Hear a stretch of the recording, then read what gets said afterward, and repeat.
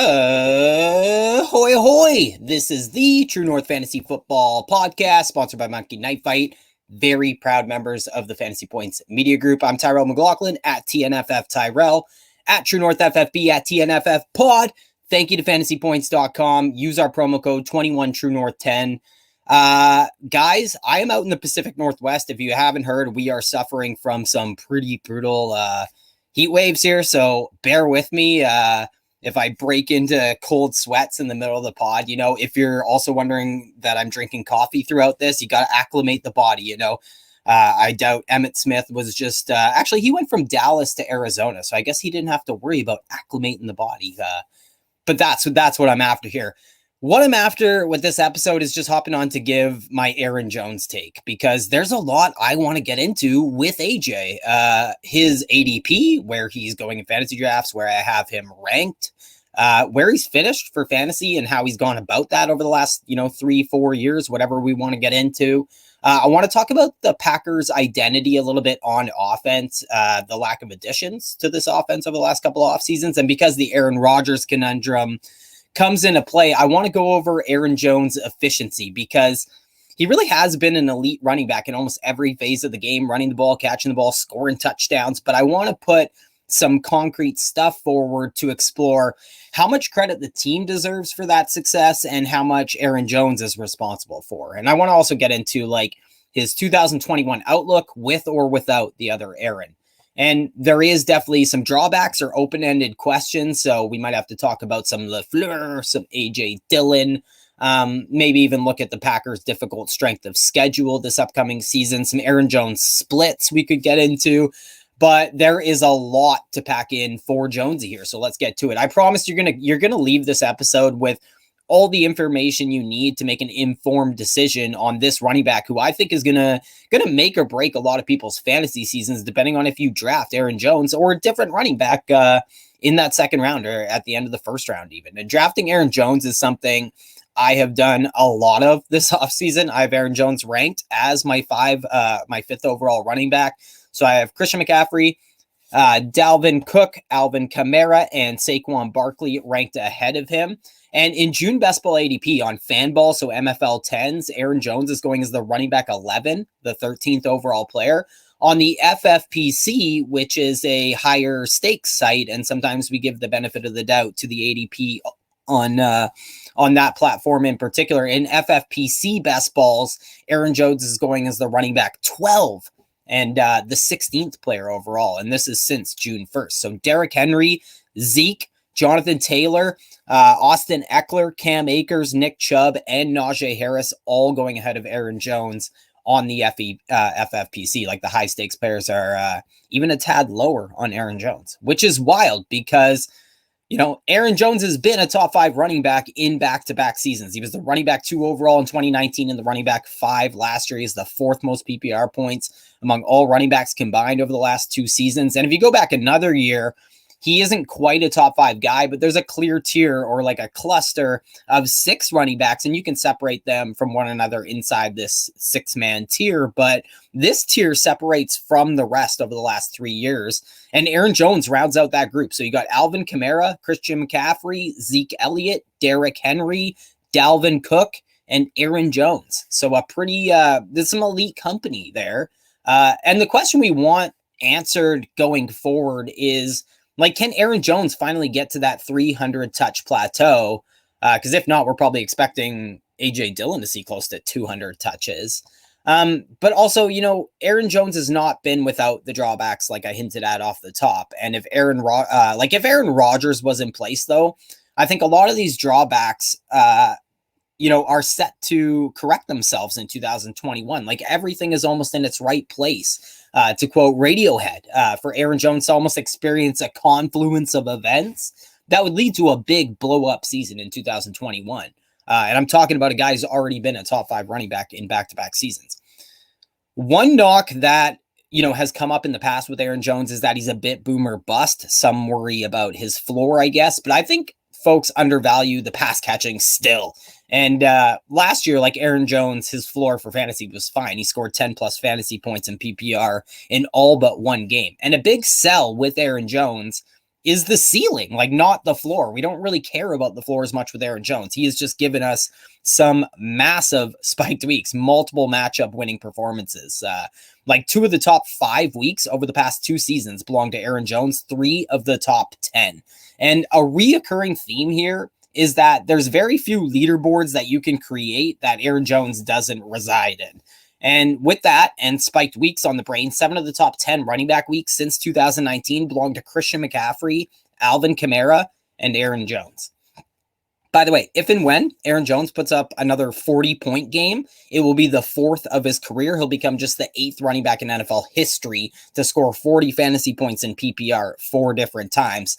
And if you want a star-studded list, these are the backs who've accomplished that. Marshall Faulk did it 14 times, LT 13 times, Priest Holmes 9 times, Jim Brown, Walter Payton, and Brian Westbrook all did it 6 times. The 7th guy is Alvin Kamara, who also has 4. So Aaron Jones, at least proven some upside there for him, not to just be a really good running back, guys, but one of the best running backs in the league is some of the credit that I think he's due and will get should he, get 300 touches. And that's probably why, guys, Green Bay re-signed him, which is another wrinkle in the ADP watch for Aaron Jones this offseason. Like the uncertainty has been driving his ADP all offseason or suppressing it right early on in the offseason before signing back. It was like, where is he going to be? What's his role going to be? And now I think it's the Aaron Rodgers uncertainty is what is suppressing Aaron Jones' ADP at this point. But it was a big deal that Aaron Jones returned to Green Bay, in my opinion. I won't go down the Aaron Rodgers rabbit hole right now, but part of that divorce would have to do with the direction the team is heading, how LaFleur wants the Packers to play, and the lack of additions to this offense, showing the Packers brass and coaching staff are kind of in unison. And it's frustrating because I think it's totally transparent to all of us, including Aaron Rodgers, that the Packers' identity on offense is to run the ball.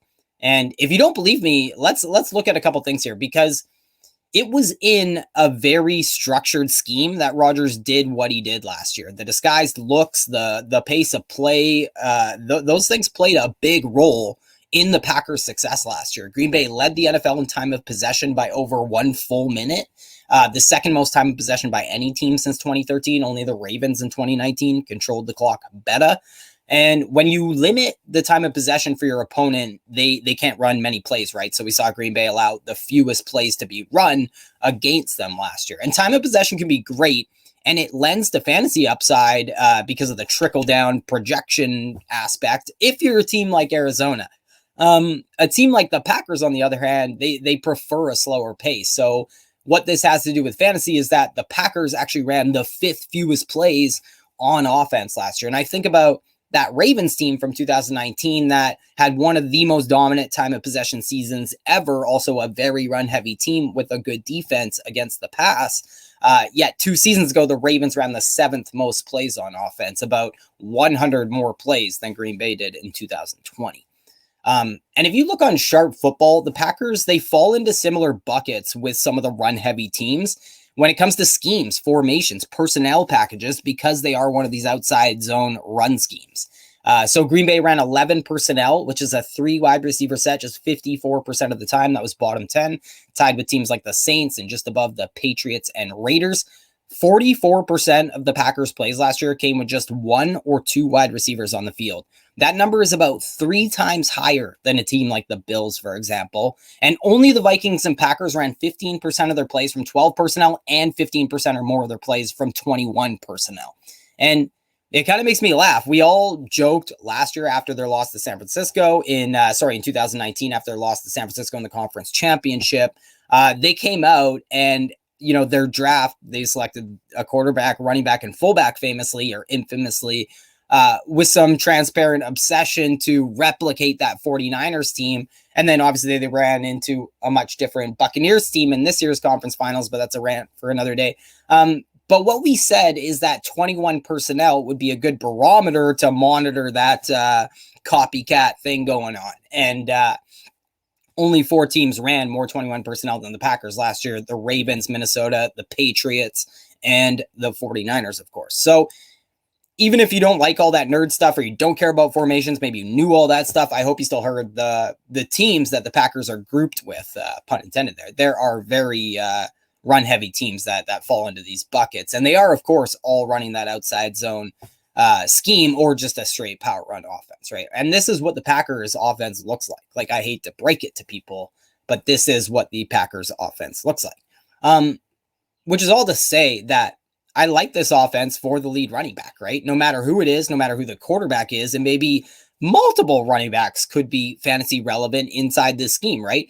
But to marry the union between Jones and Green Bay, they made this guy the clear lead back by paying him. Green Bay re-signing him also could have put a lot of the concerns people had 6 months ago in Dynasty to bed, in my opinion, because there's also this bias that sometimes exists where a running back with low draft capital can carry that stigma with him forever, even after they clearly shed their draft capital's importance at some point in their career. And if anybody feels like Aaron Jones is not that talented or just lucked into this, I'll take an equally polarizing position. I say Aaron Jones is one of the best running backs drafted in round 5 or later that we've ever seen. And if you think I'm being a little bit hyperbolic to make a point about how Aaron Jones has overcome a lack of draft capital, it's just not the case. He's overcome draft capital by having top 5 PPR seasons. It's just insane. And if we look, here's the top 5 fantasy seasons by a running back drafted in round 5 or later in NFL history. Number 1, Terrell Davis, 1999. Number 2, Terrell Davis, 1997. Number 3, Jamaal Anderson for the Dirty Birds, 1998. Number 4, Aaron Jones, 2019, with his 315 PPR points. Herschel Walker, number 5, 1986. And if I include UDFAs, which I should, right? Talking about running backs without draft capital here, Aaron Jones falls down the list a bit. But if anything, it just improves the company for Aaron Jones. I think it also shows that talent can win out even at the running back position. It just means for a running back to have these levels of success, they were in fact that talented, right? That their talent had to bubble to the surface, even though they were at the bottom of the ocean at one point, because of that draft capital bias that exists. So if you look at the best fantasy running back seasons in NFL history by any running back not drafted in the top 4 rounds, Priest Holmes, 2003, number 1. Priest Holmes, 2002, number 2. Arian Foster, 2010, number 3. Terrell Davis's back-to-back 97-98s are rounding out the top 5. Jamaal Anderson is number 6. Priest Holmes, number 7. So he has 3 of the top 7. Go Priest. Aaron Jones, 2019. One of the best seasons of all time by any running back not drafted in the top 4 rounds. We also have Aaron Jones, Herschel Walker and Wilbert Montgomery right below Aaron Jones. Austin Eckler, 2019, is an honorable mention as well. He's someone who scored over 300 fantasy points, which is very rare. But the scariest thing, in my opinion, if you plan to pass on Aaron Jones in your fantasy draft, is that we might not have seen even close to what he's capable of. I don't know why we continue to doubt Aaron Jones. Why, I don't care. It's made him a super great value in every single season. I think it's because he's pretty much improved every season in the league and continues to check boxes kind of off his resume as he goes. He's now scored over 18 points per game in PPR in back-to-back seasons, which, come on, this kid has made it. Let's embrace it. You can show improvements pretty easily with Aaron Jones too. Like, Jones has gone from just under 80 yards from scrimmage per game in 2018 to almost 100 per game before breaking the century mark in average yards from scrimmage per game last season. And I might go down this rabbit hole, but a lot of this conversation, gets wrapped up into the offense, the Packers running back narrative, blah, blah, blah. But a good way to show Aaron Jones' added value, while also maybe suggesting that this running back is in his prime. But Aaron Jones has improved his yards after contact per attempt in every single season in the NFL. What I'm trying to say is Aaron Jones is ultra talented, and I don't think it's too much tougher than that. Like, Aaron Jones' talent belongs close to that top 5, and the volume could finally reflect that in 2021 for the second contract getting Aaron Jones. season, in my opinion. And I think, I just can't stress that he has been an elite talent in almost every phase of the game. Like since coming into the league, Jones ranked 17th in touches among running backs, but top 10 in yards, touchdowns, and PPR points. And I think Aaron Jones has been, if not one of the, like he might be the most efficient running back in the NFL. And I hate how many numbers I've had to use in this episode, but it's because how do you prove that the efficiency has to do as much with the running back's talent or more so than it has to do with the situation, when really that is the opposite of how it usually works with running backs, right? But one way to best divorce fantasy points from the situation for running backs is something I'm sure you've all heard a lot of in the last few years, and that's via expected fantasy points. Kind of how fantasy points in itself encapsulates a lot of other stuff, like saying a guy had the most rushing yards on a team and was the highest scoring running back for fantasy on the team.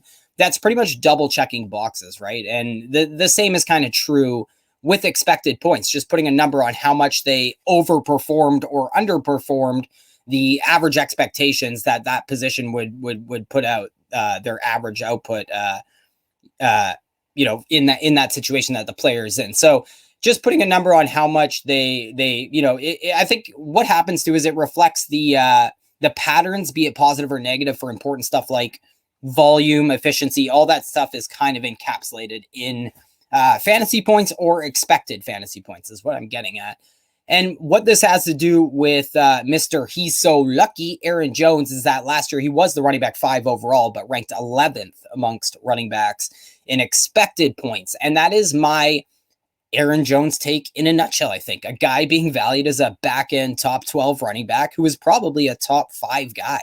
But if we wanted to take a more granular approach, I think Aaron Jones is kind of the perfect guy to break down efficiency wise, because we can simultaneously talk about one of the noisiest statistics in football, and that's yards per carry, because Aaron Jones has been on both sides of the fence with his team lifting him up and Jones doing it by himself. So yards per carry, a stat that is a love or hate it stat, I guess. Majority hate it. And we should all agree that yards per carry has to come with a lot of context, right? But applying that context, finding out where that number came from, determining how Aaron Jones, for example, arrived at his yards per carry is not that ambiguous. It's not even that debatable. It's not that hard to do. I think of Graham Barfield's yards created metric, and the process that uses is essentially what we try to do with these running backs sometimes, using as much data as we can. So we're asking, did his offensive line provide that running back with an abundance of yards before contact? Or we want to know, was the running back breaking a lot of tackles, making people miss in space, accumulating his yards after contact? And I know this can get nerdy or numbers heavy, but these are the running backs who are awesome. These are the big play, pants on fire football players that are the reason we all literally love football. You know what I mean? That's the reason I fucking love football, is someone like Marshawn Lynch's beast mode, quake mode run. You know what I mean? So looking at this efficiency, the first thing is that somebody like myself who is familiar with the context, I'm fine just dishing yards per carry stats with Aaron Jones to show how incredible that number has been for him. The other part of that is, on a large enough sample size, we're obviously not going to dismiss a running back's yards per carry just out of hand. You know what I mean? So our boy Aaron Jones has the 4th highest yards per carry among all running backs post NFL merger, with at least 500 carries, which is kind of insane. Bo Jackson barely cracked that 500 carry threshold, but his yards per carry is absolutely GOAT. Tecmo Bowl. Jamaal Charles averaged just under 5.4 yards per carry in his career, one of my favorite players. Nick Chubb, 3rd on this list, who is another both sides of the track running back, just, in line to catch about 40 fewer passes than Aaron Jones next season. Aaron Jones sits 4th on this list, so very impressive. And just to go down it, like 5th on this list is a guy who, should have taught us that hashtag no white boy running backs, Mercury Morris, part of that Dolphins team back in the day. 6th, we got the King, Barry Sanders, who he's under 5 yards per carry, but still 6th all time post NFL merger. But he probably averaged like 7 yards per carry on 90% of his runs, and then like -5 on the other 10%. And let's be careful here, guys. Like, I'm not saying Aaron Jones is better than Barry Sanders here. I'm saying Aaron Jones has been an elite runner of the football across his 4 seasons in the NFL. And I wanted to convey how impressive it is that he's over 5 yards per carry. And there's an outlier season, so to speak, too. Like, Aaron Jones has actually run for 5.5 yards per carry in 3 of 4 seasons in the league. Top 3 in yards per carry, all 3 of those seasons. And, as we get into the context here, I have to say, when it comes to Aaron Jones, it feels like, I'm telling you guys, big yards per carry is keeping this thing quiet. I don't know what's going on, but let's blow the lid out here. Let's look at it. The yards before contact versus the yards after contact. The former kind of represents the scheme, the blocking, what's being generated for a running back. After contact is more or less all about the running back. And I hinted at the top, we kind of see that Aaron Jones has been on both ends of the spectrum. And I'm using Pro Football Reference and StatHead, maybe a little PFF data in here, by the way. I should be citing this data. So in 2018, Aaron Jones' efficiency was heavily influenced by a monstrous 3.5 yards before contact per attempt. That coincided with a lower yards after contact per attempt, which isn't supernatural. And as Jones will show, that doesn't necessarily mean that the running back would have accomplished what he did. It just, like any running back would have just come in and done what Aaron Jones did in 2018. It just means that a lot of it was being done for him. In 2019, it was a bit of a mediocre season in yards, both before and after contact per attempt. He ranked just outside the top 14 qualified backs in both. So entering 2020, coming off a spike touchdown season in particular, gamers were skeptical of Aaron Jones. And I understood where the dynasty community was coming from, too. Concerns about his future, the draft capital thing, and how much of his success was due to Green Bay, the system, the touchdown upside, and how much was actually Aaron Jones' talent. I think that was a little bit up for debate. But what's happened since then? Aaron Jones came out with a huge top 5 running back season in 2020. And when you look, it was mostly all him. When you look at yards after contact, no matter what site you use, Aaron Jones was an elite running back after contact in 2020. On PFF, for example, second highest among running backs with 200 carries, behind only Nick Chubb. Fancy seeing him below just Nick Chubb in an efficiency metric. And just a pause for thought, because it's rare to see career numbers and elite numbers come to the surface 4 years into a running back's career, but that's like what we've seen with guys like Aaron Jones, even Derrick Henry as well. And Aaron Jones has done what we usually just don't see. He's become more elusive over the stretch of his career. He's become more elusive, like he's getting into his prime or something. And I mentioned off the top that he's improved his yards after contact per attempt in each season in the league now. So just really impressive stuff. And I know it's a lot of numbers, a lot of nerdy stuff there, but I just wanted to show that he is in his prime, and just knowing that Aaron Jones averages like 3.2 yards after contact per attempt in his career just lends a lot of context to Buddy being a 5+ yard per carry back. And again, this all leads to the good stuff, the big plays, which I think is interesting. Like these are the metrics that we find the big play running backs that people weren't predicting to be big play running backs. It's kind of in contrary to like how Aaron Jones profiled coming out, right? Like a turnoff for Aaron Jones might be that he probably isn't the running back who's going to be breaking off 80-yard runs all the time. He's a stocky mid 4-5 guy on the gun, right? But the lateral agility, the ability to make guys miss is just insane. And it's led to 85 runs of 10+ yards in his career. That's an explosive run rate of over 13%. And another avenue for Aaron Jones to compensate for a dip in touchdowns would definitely be to post a few more big plays, which I'm saying will happen if his volume increases. And you think about the one thing that Aaron Jones has not had is arguably the most important component for a running back in fantasy, and that's elite volume, right? It feels like that's the only thing Aaron Jones is missing so far.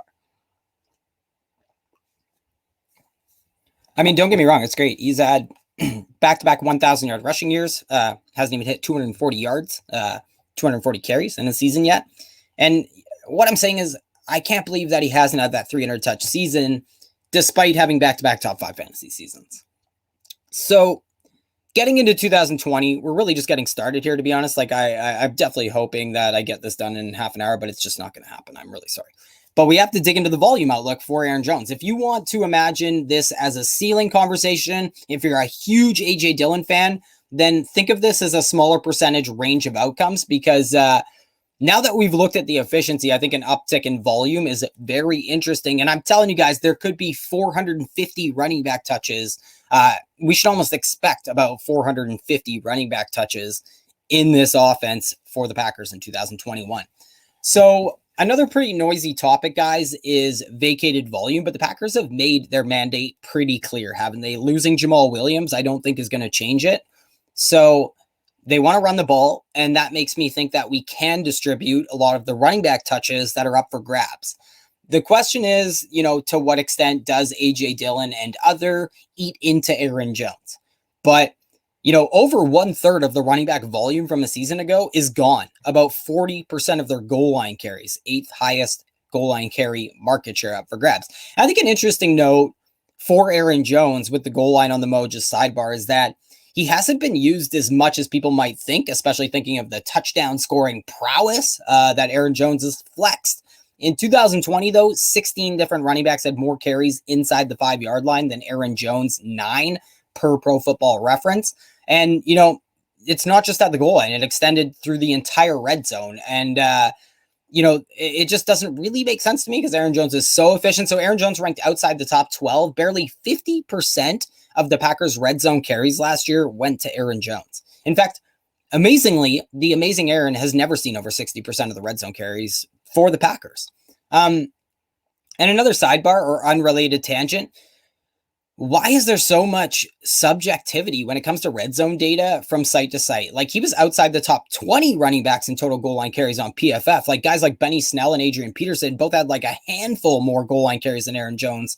But he had more on Pro Football Reference. Like, no matter where you look, though, it doesn't really matter with Aaron Jones. The same thought continues to crop up. I thought he would have had more touches in the red zone. Even on Player Profiler, Aaron Jones averaged 3.1 red zone touches per game in 2021. That was 16th amongst running backs. And, what I should have done, actually, but didn't for some reason, is I should have pulled up the fantasy points scored in the red zone. That data you can actually find at fantasypoints.com. Check out both Aarons. Aaron Rodgers would probably be off the charts in fantasy points scored in the red zone, despite all these rushing quarterbacks. And someone like Kyler scoring double in Cam, even. I bet Aaron Jones just squashed those guys. Aaron Rodgers, sorry. But Aaron Jones probably stands out as a bounce back candidate in that area of the field is what I'm getting at. Even in the past game, Aaron Jones had 4 end zone targets last season, tied for the most amongst running backs on PFF, but didn't score on any of them somehow. But super long ramble short, there are a ton of carries for Aaron Jones to absorb, lots of goal line carries, even if he's splitting them with A.J. Dillon. And also in the passing game, which is where I want to go next. That's where Aaron Jones has been like a true secret weapon, I think. But actually, to wrap up the available volume that I am obviously conceding, by the way, will at least be split between Aaron Jones and A.J. Dillon. But the sneaky, juicy receiving work that Jamaal Williams vacates is something that we 100% expect to go to Aaron Jones. And that's 50 running back targets that left with Jamaal, the 6th most running back targets available for any team. And again, the play volume was low. Everything went right for Green Bay last year. So, and it's just, the confines of this offense haven't changed very much. They should look a lot like they did last year. Maybe a big caveat there is we have to have a discussion about the running back targets if it is Jordan Love under center or in shotgun. But until a couple of years ago, we never thought we would have seen the running back market share we saw under Aaron Rodgers either, just for the record. I'm kind of going all over the place here, though, eh? So, wrapping up that available volume talk and to try and convey that it would just be so amazing if we saw this uptick in volume, and it's there because there was a grand total of 185 touches from last year up for grabs in Green Bay. And I just want to remind folks that Aaron Jones has yet to hit 240 carries. He could easily do that this season, setting career highs in high leverage carries while he's at it, big plays, all that stuff. And in his top 5 fantasy seasons over the last couple of years, those were on the back of just 285 and 248 touches If you take out his 2 missed games actually as well, he's averaged 284 touches per 16 games over the last 2 years. So I think, 2021 sets up perfectly for Jones to see 300 touches, with the 17th game being added to the schedule. I'm sure he wants to prove he's worth that contract. I'm sure the Packers want that proof as well. And why you hear, guys, that volume is king is because almost invariably 300 touch running backs score as top 12 running backs in fantasy. And these days, those backs are getting even more rare. Ask Aaron Jones. But they're also becoming even more valuable. So going where I was going gets back to, the valuable nature of Aaron Jones touches to other backs. I want to get into the pass catching because, volume is king, but not all touches are created equal, right? Good folks like Graham Barfield, co-owner at fantasypoints.com, 21 True North 10 gets you a promo code. Perks of being part of the Fantasy Points media group. It's actually, by the way, the best way to support the TNFF program. And you can grab a subscription at the same time that pretty much every pro DFS player, every analyst already has. And fantasypoints.com is so popular because of the laundry list of talent at the top of their field and how a handful of them are invested. So you don't have to follow them around from site to site. But why I went there was Graham Barfield, who has done the studies to show that a target is worth about 2.5 times as much as a carry in PPR. And that number is me staying on the safe side in medium range of outcome projections mode here. And what this has to do with Aaron Jones is that almost irregardless of who plays quarterback for the Packers, I'm expecting Jonesy to be the second best option in the passing game in Green Bay. He has quietly been second on the Packers in targets for back-to-back seasons, which might be why we, heard. I just think it's funny that Rodgers is really clamoring for a wide receiver addition or something. But Aaron Jones really continues to be that second best option in the passing game. I know they added Amari Rodgers, who, could have a role that possibly cuts into the running back market share. We'll have to monitor that throughout the training camps and preseason. But Aaron Jones has been that guy for this offense for 2 straight seasons now. He has 95 catches in 2 years. That is 25 more than the Packer who has the 3rd most catches over the last 2 seasons, Jamaal Williams. Guys, I put out a pretty cherry-picked tweet for fun combining running back receptions over the past 2 seasons, and there's 7 guys who have hit triple digits over the last 2 years combined. Zeke Elliott, Nyheim Hines, Leonard Fournette, J.D. McKissick, James White, Christian McCaffrey. P.S. You might know a Canadian analyst named Michael Liu. Subscribe to Bunk Bed Breakdowns if you don't know him. But he doesn't follow me or anything, so it kind of felt like a troll. He comments on this tweet that I sent out saying Christian McCaffrey should have an asterisk for injury. And I commented back, I put a goat emoji. How much more context do you need? He didn't send anything, no laugh, no nothing like that. No follow, even though I'm in like a group chat with him and stuff. So I guess I have to tell people is what I'm saying, that the first overall pick last year and this year in ADP, Christian McCaffrey was in fact injured for almost all of last season. Which I was aware of.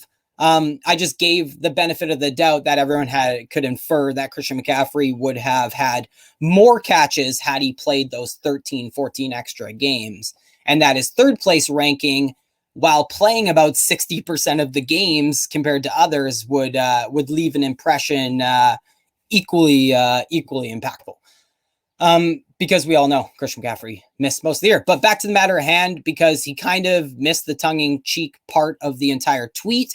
Austin Eckler, 146, is second over the last 2 years, who I guess Mike doesn't care about applying an asterisk to. And Alvin Kamara, 164 catches, the most by any running back over the last 2 seasons combined. But do you know who would have had one more catch over that span? Aaron Jones plus Jamaal Williams combined would have had 165. So just kind of joking. I know Aaron Jones isn't going to catch, 82 and a half balls next year. That should be like Kamara's over under, right? But what I'm trying to say, guys, is Aaron Jones is an elite pass catching back, and there's even volume that he could absorb in that department as well. I think there's still a bit of an unrealized ceiling in that department. And if you put some of these goal line carries and stuff together, that's the confluence of events with the volume that I'm talking about. So again, a bit of a cherry pick, no doubt, but the passing game is just one more avenue for Aaron Jones to like deliver another top 5 running back season, another area where there's volume to be had. And, I just don't think that, like, even in an extreme version of a 1-2 punch where AJ Dillon is seeing more carries than Aaron Jones, which I don't expect at all, but it's in the range of outcomes. Even in that scenario, Aaron Jones could still be playing the Alvin Kamara role, so to speak, because I think of Jones as an elite, pass catching back. And I know numbers heavy on this epi, but over the last 2 years, Jones is 10th in running back receptions. He's 6th in yards after the catch. Actually, I'm doing it.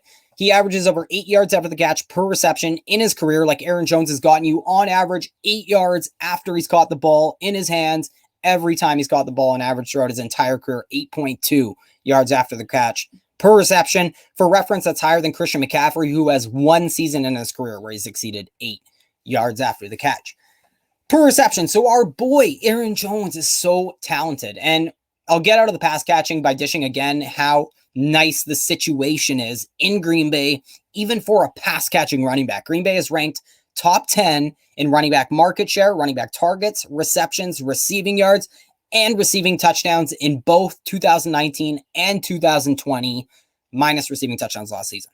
On Sharp Football over the last 2 seasons, Green Bay ranks top 10 in both success rate and yards per attempt when targeting the running back position.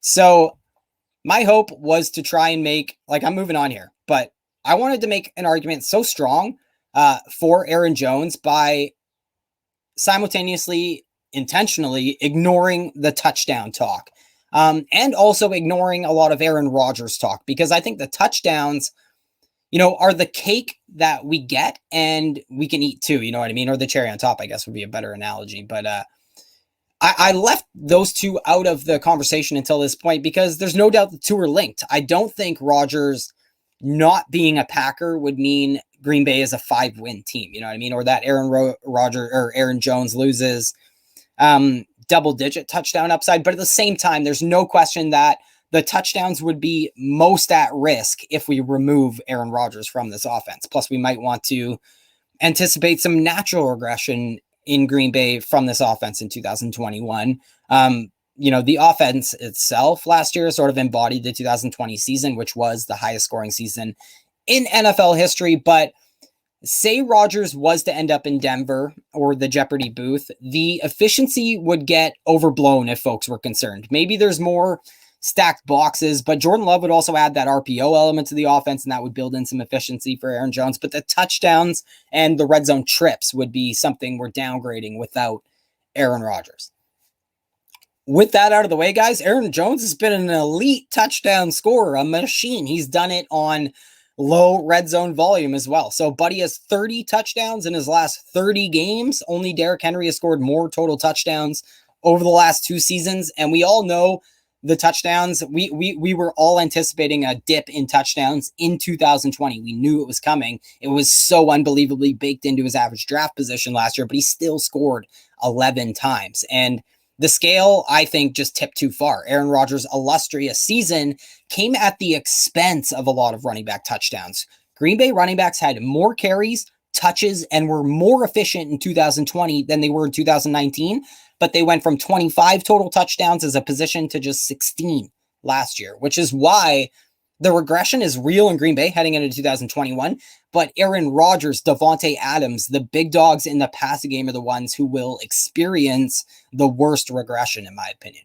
And the point with Aaron Jones is that dude can score from outside the 10-yard line anyways, and we could finally get some of the work, he could finally get some of the work that other elite running backs get in close.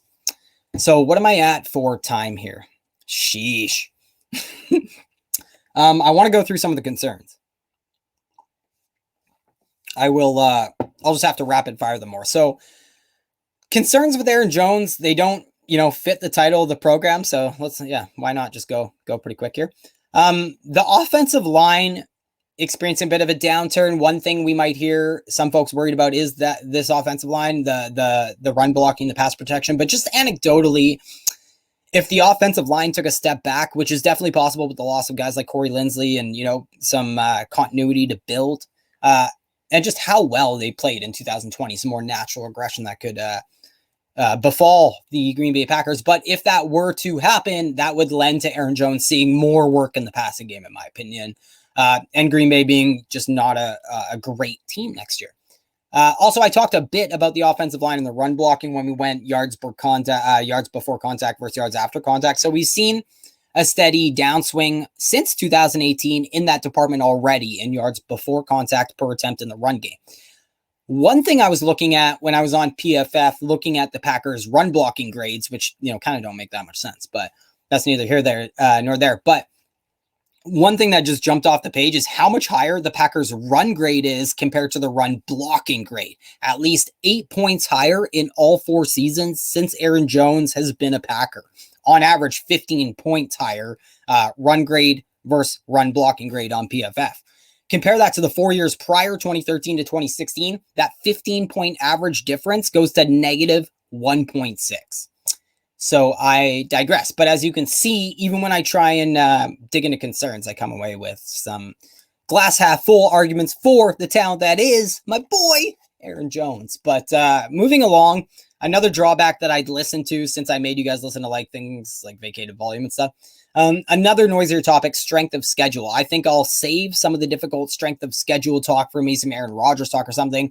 But per 2021 win totals, the Packers' strength of schedule is very difficult. And per some of the incredible work that Scott Barrett does every year over at fantasypoints.com now, is position by position strength of schedule analysis. And Aaron Jones comes out on the short end of that stick in Scott's piece. And I think that's why we have extra fingers crossed for Aaron Jones to really take that next step into elite territory in the passing game. And I want to move along, so I'll link that article by Scott Barrett in the description. But that strength of schedule ditty, guys. So Christian McCaffrey showed up, Saquon Barkley showed up, DeAndre Swift showed up, who has Jones' old running mate Jamaal behind him now. But none of those backs have another running back listed behind them. It's just those guys. But Aaron Jones is listed Aaron Jones / AJ Dillon. And I got to tell you, as much as I go to bat for fantasy points, I don't necessarily see eye to eye with some of the smartest minds over there. And I understand the limb that I'm out on with Aaron Jones.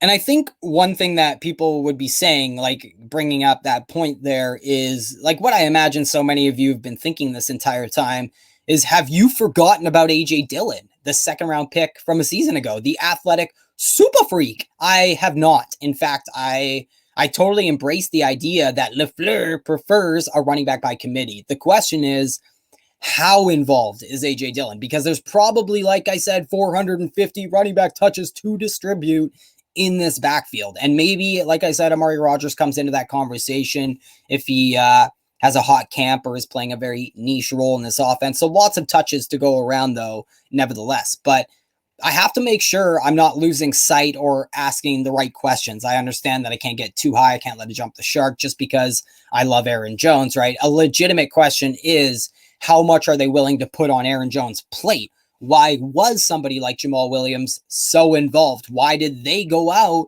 and take Mr. Dillon so high in the 2nd round? And one thing we hopefully learn through camp, one thing that I think a lot of people are maybe overemphasizing, though, is, will AJ Dillon command the goal line work? Yes, he will, first of all, but not all of it. And will Aaron Jones command the goal line work? Yes, he will, but not all of it.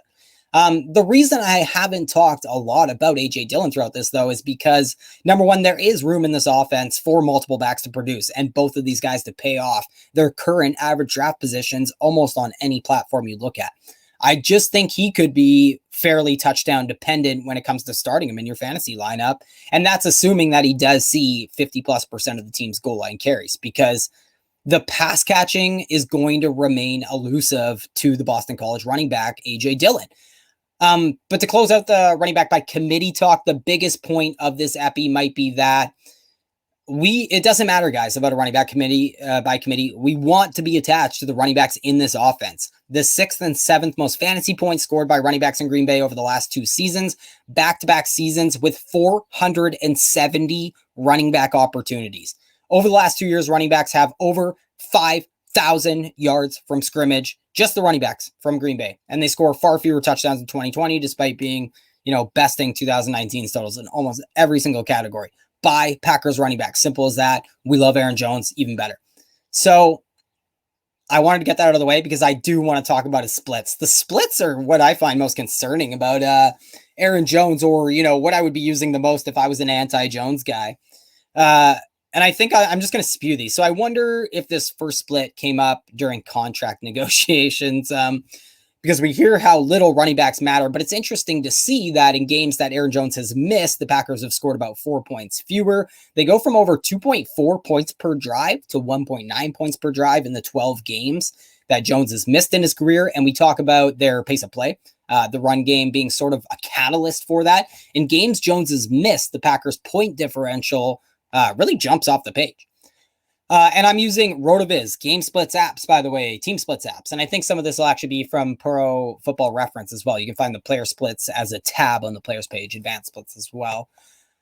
So Aaron Jones splits, team splits without Aaron Jones is what I was just looking at. So yeah, it's all right. I don't care about that. So 4 games without Jamaal Williams over the last 2 years. That's an interesting one.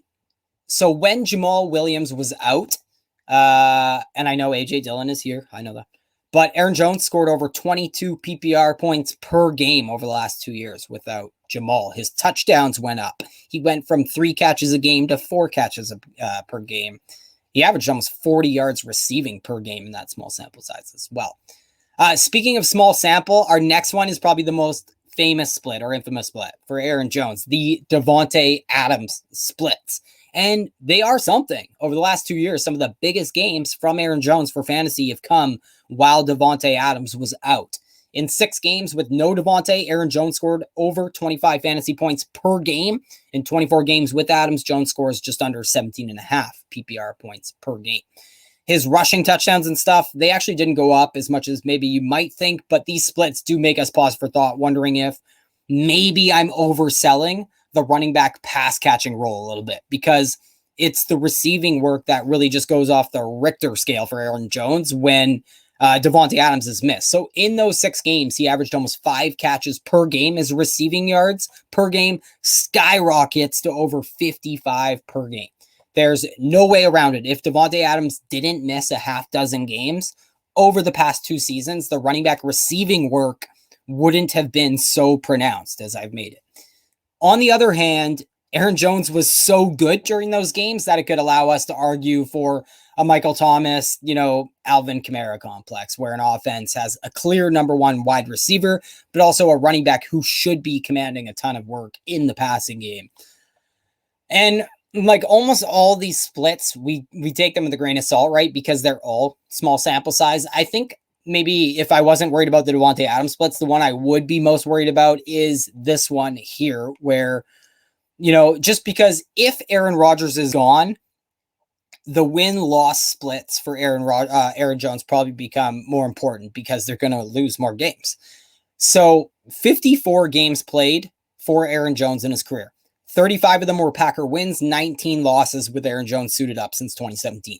Jonesy has 34 total touchdowns in those 35 wins compared to just 9 touchdowns in those 19 losses. That is not good, Bob. He averages almost 75 yards rushing per game when Green Bay wins compared to barely 40 in losses.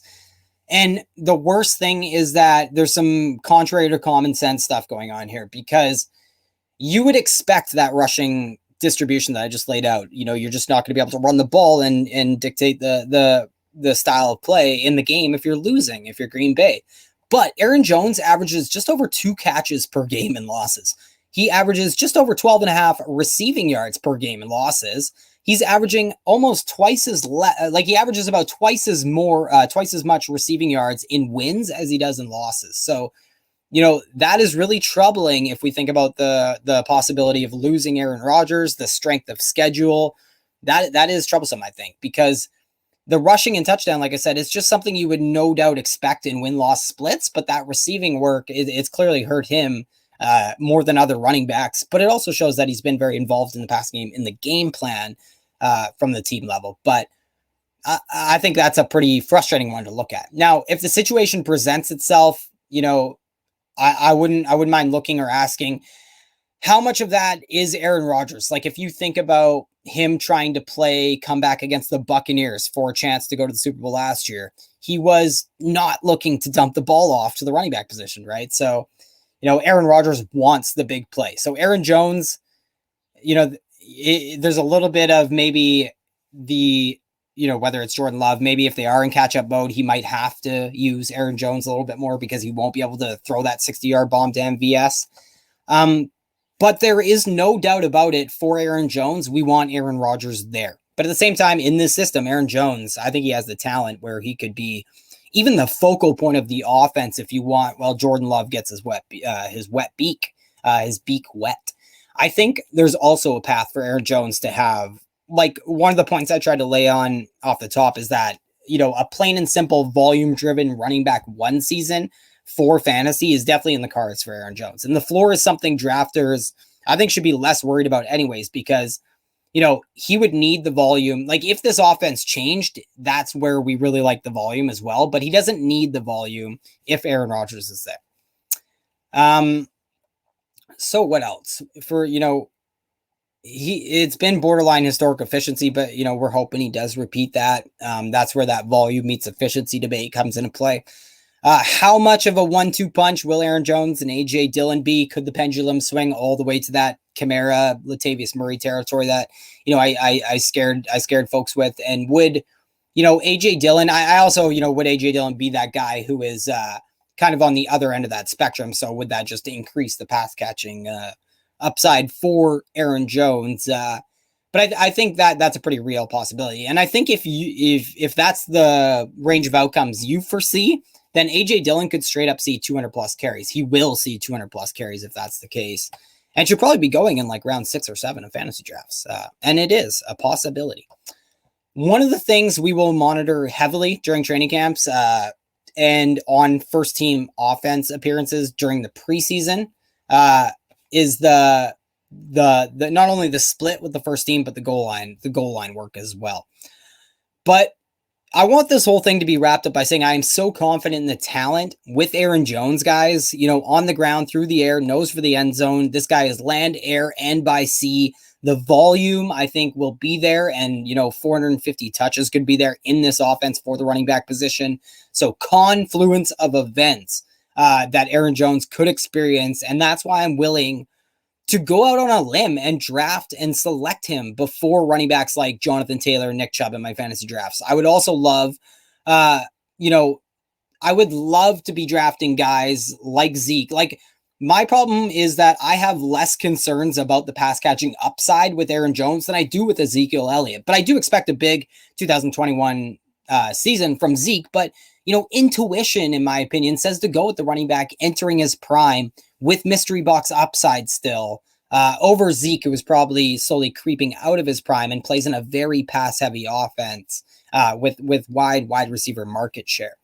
And then even getting in, like, when I try and even go higher, like, can Derrick Henry put up a 2,000 yard season again next year? I know there's one extra game added to the schedule, but his pass catching upside is so low that he needs to be breaking records essentially to be a top 5 running back in fantasy.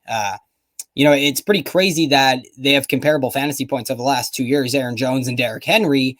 But Derrick Henry has 250 more carries than Aaron Jones over the past 2 seasons, which that would be a career high for Aaron Jones.